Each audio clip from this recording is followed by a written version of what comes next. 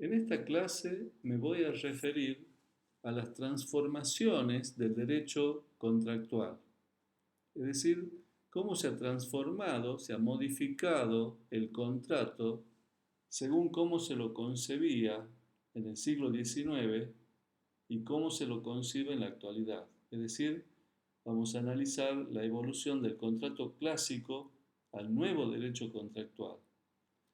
Para eso vamos a examinar cómo era el contrato en el siglo XIX, cómo fue el contrato en el siglo XX y cómo es el contrato en la actualidad en este siglo XXI. ¿Cómo era el contrato en el siglo XIX? Siguiendo la orientación vigente en su época, enmarcada en el individualismo jurídico y económico, Vélez Sarsfield, en el Código Civil de 1871, consagró el principio de la autonomía de la voluntad. El artículo 1197 decía que las convenciones hechas en los contratos forman para las partes una regla a la cual deben someterse como a la ley misma. Un artículo similar al que contenía el Código francés de 1804. Es decir, que se consagra la teoría de la autonomía de la voluntad. La teoría de la autonomía de la voluntad es el resultado de la filosofía de los siglos XVII y XVIII y su confluencia con el liberalismo económico.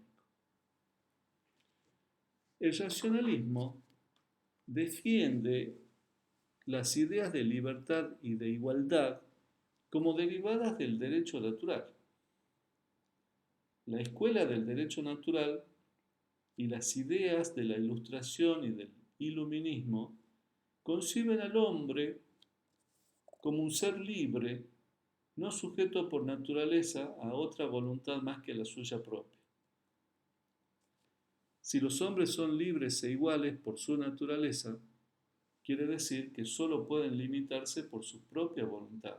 El sujeto solo se puede obligar por su propia voluntad. Y se llega a una exaltación de la voluntad individual.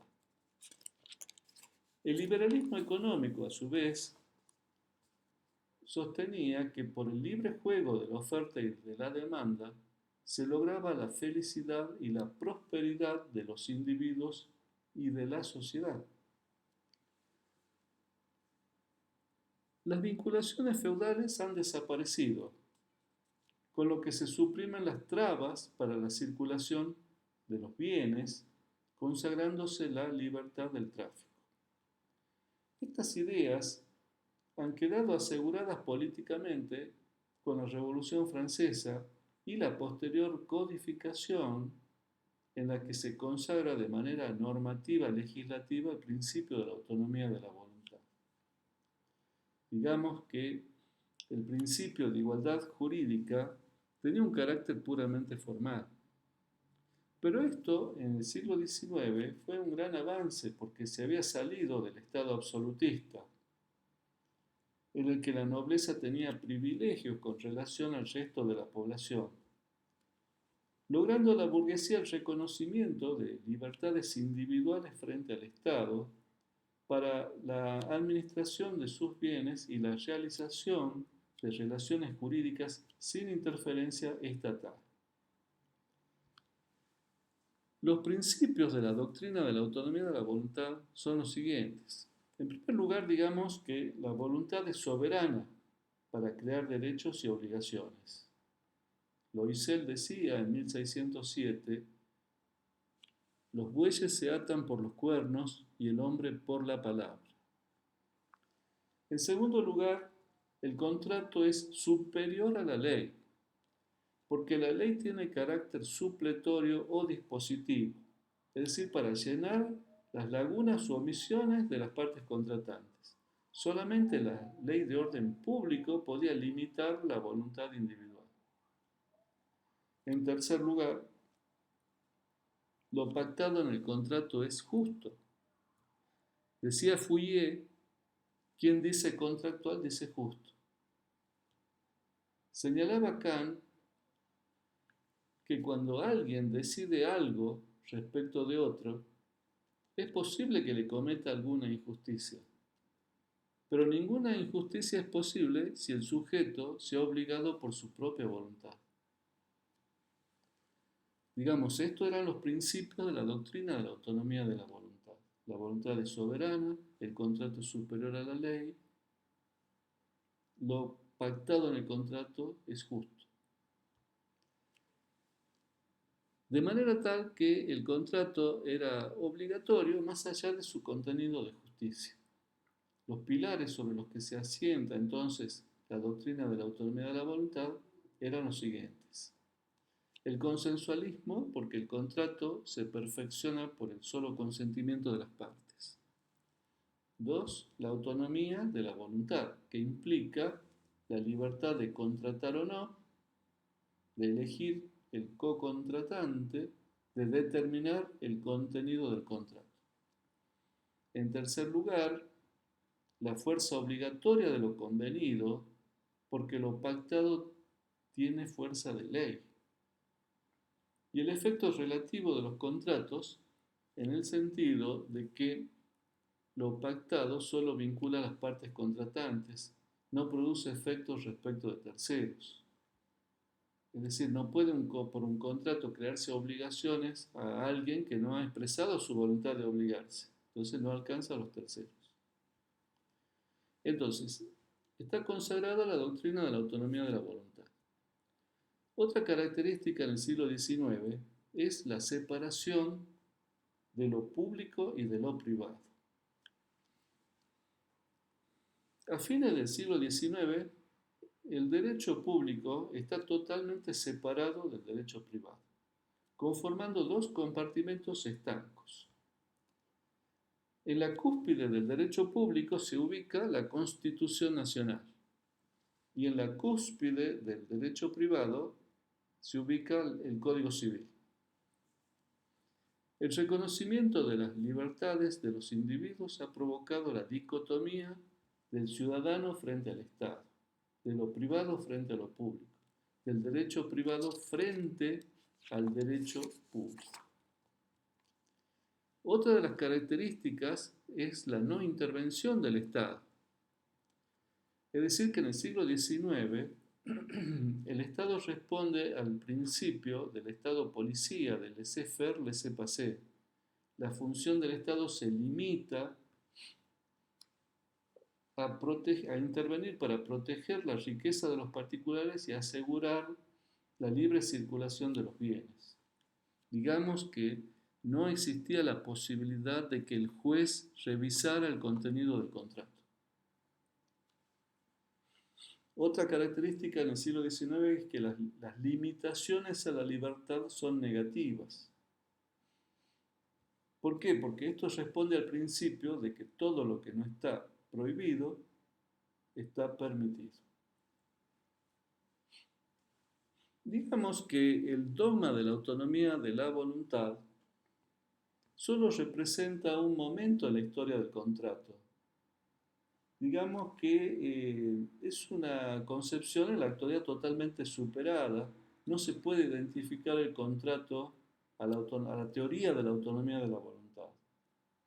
Porque los postulados de la teoría de la autonomía de la voluntad son falsos. Porque la igualdad jurídica de los individuos no siempre coincide con una situación de igualdad económica. En segundo lugar, no es verdad que exista una ley natural en el mercado similar a una ley física que determine que por el libre juego de la oferta y de la demanda haya precios justos cuando se da la concurrencia que está bajo el control de monopolios y de oligopolios. Tampoco en la contratación los individuos ejercen su libertad jurídica porque actúan impelidos por la necesidad de bienes y de servicios.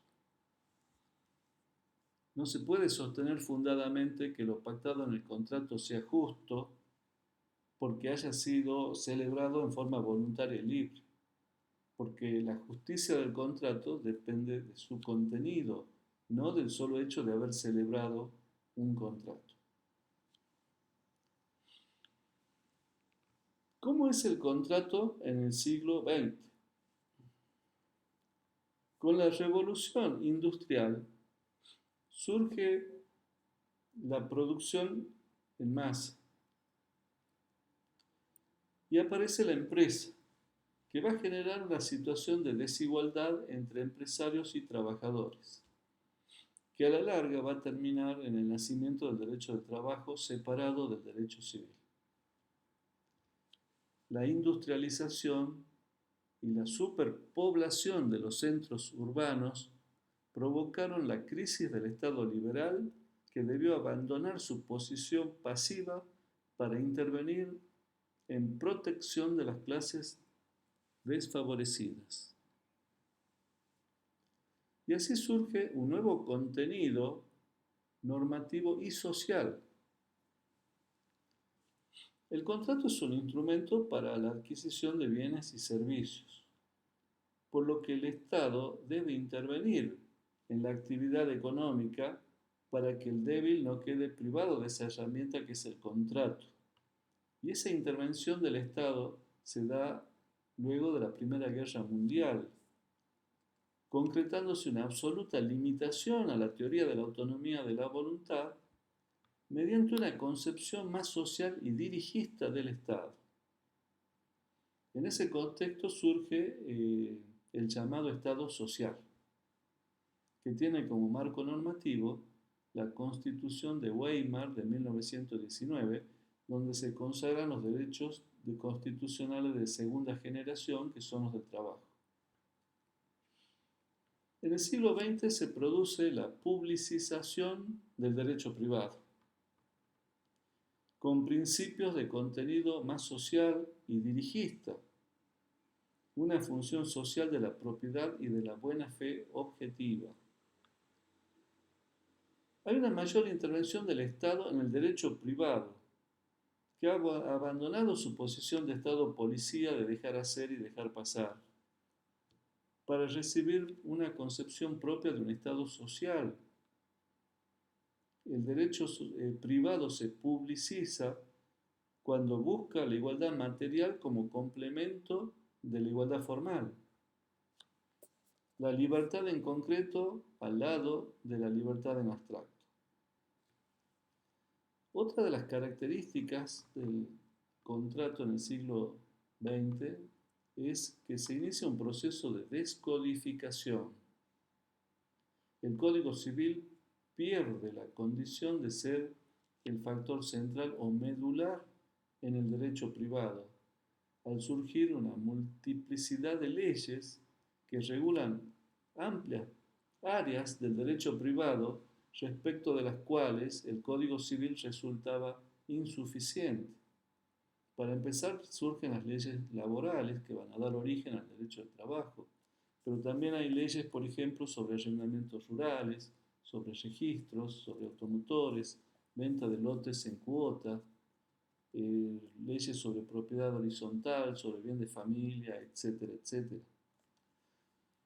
Y con el Código de Comercio pasa lo mismo, que se va desgajando, por ejemplo, ley de seguros, ley de sociedades comerciales, leyes de concursos y quiebras, de prenda con registro, etc. Es decir, que el derecho privado deja de circunscribirse únicamente al Código Civil y al Código de Comercio para estar conformado por un conjunto de leyes, entre las cuales estos códigos solo forman parte de ellas. Esta explosión legislativa ha dado origen a microsistemas jurídicos con principios propios separados del Código Civil. Microsistemas jurídicos, por ejemplo, el de la empresa, protección del medio ambiente, defensa de consumidores, medicina prepaga, etc. Esta pluralidad legislativa y de microsistemas jurídicos ha dado lugar a un problema que se lo denomina el diálogo de las fuentes. Es decir, cuando una misma cuestión está regida al mismo tiempo por distintas normas. Esto crea la necesidad de establecer un orden jerárquico de las distintas fuentes normativas aplicables al caso. Por ejemplo, el Código Civil y Comercial expresamente en el artículo 963 habla de la prelación normativa, diciendo que cuando concurren disposiciones de este código y de alguna ley especial, las normas se aplican con el siguiente orden de prelación. A. Normas indisponibles de la ley especial y de este código. B. Normas particulares del contrato. C. Normas supletorias de la ley especial. Y D. Normas supletorias de este código.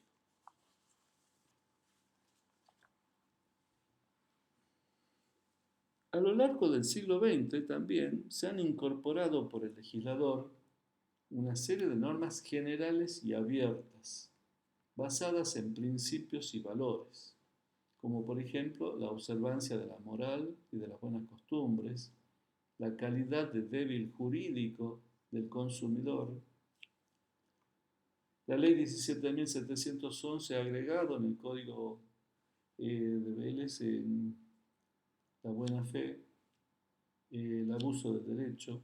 El nuevo Código Civil y Comercial habla del abuso de la posición dominante, de la dignidad de la persona, etc. Estas normas generales y abiertas, al tener menos precisión, implica que el juez tiene un mayor grado de discrecionalidad en la interpretación de la norma, enmarcado siempre dentro del ordenamiento jurídico. Y finalmente, ¿cómo es el contrato del siglo XXI, de este siglo XXI? En la actualidad se ha producido la constitucionalización del derecho privado, que consiste en considerar a las personas humanas no como individuos abstractos, sino concretos, considerados tal como son en realidad, quedando tutelados en sus derechos sociales y civiles. En lugar del individuo abstracto, se reconocen en la legislación los derechos del niño, de la mujer, del anciano, del consumidor, del aborigen, etc. Los derechos fundamentales humanos están reconocidos en la Constitución Nacional y en los tratados internacionales con jerarquía constitucional que conforman el bloque de constitucionalidad y que se aplican también en el derecho privado.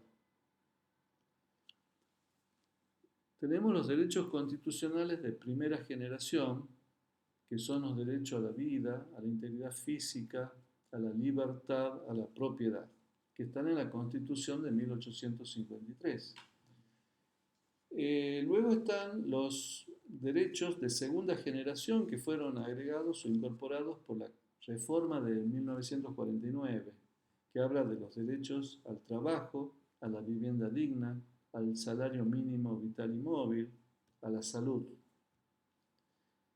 Y luego están los derechos constitucionales de tercera generación que ha agregado la Constitución de 1994, que se refieren a la calidad de vida, al medio ambiente, la privacidad, la defensa del consumidor.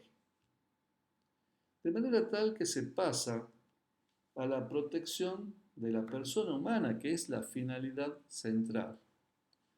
No solo en el orden constitucional, sino también en el derecho privado, a diferencia de los códigos tradicionales que tutelaban el instituto del contrato y de la propiedad antes que a la persona. Esto no quiere decir que el derecho contractual haya perdido su carácter patrimonial y su individualismo, pero se mantiene con una perspectiva de la dignidad humana y de la solidaridad social.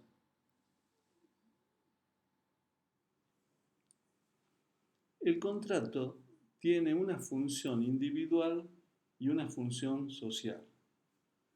Con relación a la función individual, es evidente porque todos recurrimos al contrato de manera permanente para la adquisición y circulación de los bienes y de los servicios. Aunque existe un peligro que puntualiza Messineo, por ejemplo, cuando dice que el contrato se presta para ser instrumento de opresión económica, especialmente cuando uno de los contratantes que interviene en el contrato está en una situación de monopolio legal o de hecho, con el resultado de quitar al otro contratante la libertad de contratar. Esto determina que para evitar que el débil quede privado de esa herramienta jurídica que es el contrato, es indispensable la intervención del Estado. El Estado interviene en tres niveles. Puede ser una intervención administrativa, legislativa y judicial. La intervención administrativa supone una intervención activa del Estado en el mercado, combatiendo monopolios y oligopolios, participando activamente en la actividad económica, controlando la calidad de los productos, la defensa de la competencia, reglamentando el servicio y las tarifas de prestaciones de primera necesidad para los usuarios. Por ejemplo, fijando precios máximos o precios cuidados respecto de los productos de primera necesidad, etc. La intervención del Estado legislativa se da dictando una legislación que limite la autonomía de la voluntad con institutos tales como la lesión sobreviniente, el abuso del derecho, etc. La protección también de los consumidores y usuarios, de los contratos de adhesión a condiciones generales. Y finalmente está la intervención judicial, posibilitando que los jueces puedan revisar el contenido de los contratos en los supuestos de lesión sobreviniente, etc.